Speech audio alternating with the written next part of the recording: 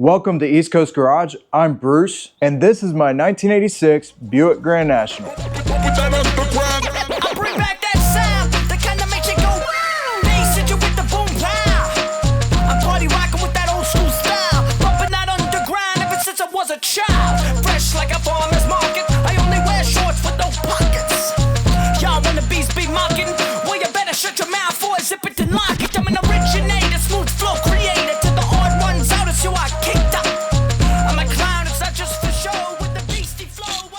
So today I'm going to tell you the story about this car, how long I've had it, and what all mods I have done to it, and also why it won't move on its own power. In future videos on this channel, I'm going to be showing you a bunch of other really cool cars, talking to the owners, interviewing them, going on test drives, and maybe even do some burnouts and donuts. I don't know, we'll see. You definitely want to stick around for that. Okay, back to the Grand National. Before I tell you the story and everything I have done to it, I want you to hear it run first.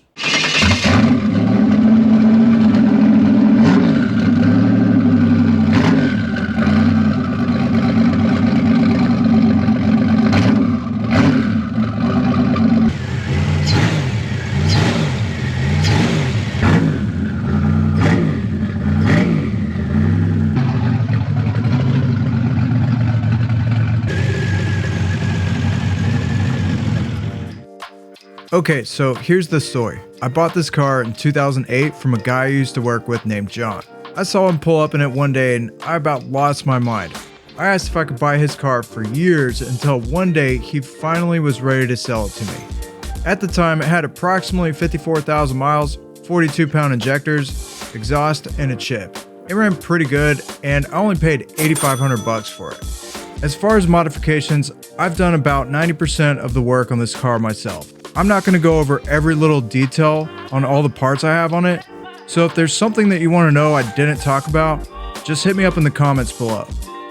Okay, so under the hood we have a 252 cubic inch long rod stroker V6. It's a 109 block with billet main caps, GN1 aluminum heads, custom intake manifold, a Gen 2 Precision 6466, this is a dual ball bearing unit, Precision stock location intercooler, Headman headers, 3-inch downpipe, Hellcat fuel pump, 120-pound injectors, Fast XFI, TR6 ignition module, Razor's alcohol injection with dual nozzles. As for the transmission, it's a dual-fed rollerized 204R with a BRF valve body, Edge 9.5-inch converter.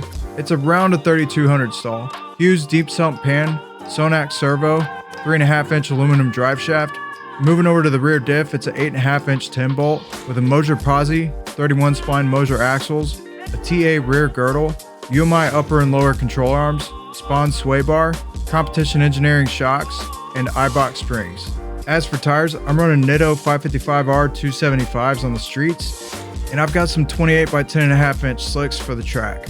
I have not had it on the dyno with this combination, but I will say I run 36-37 PSI on it, and it pulls like a freight train.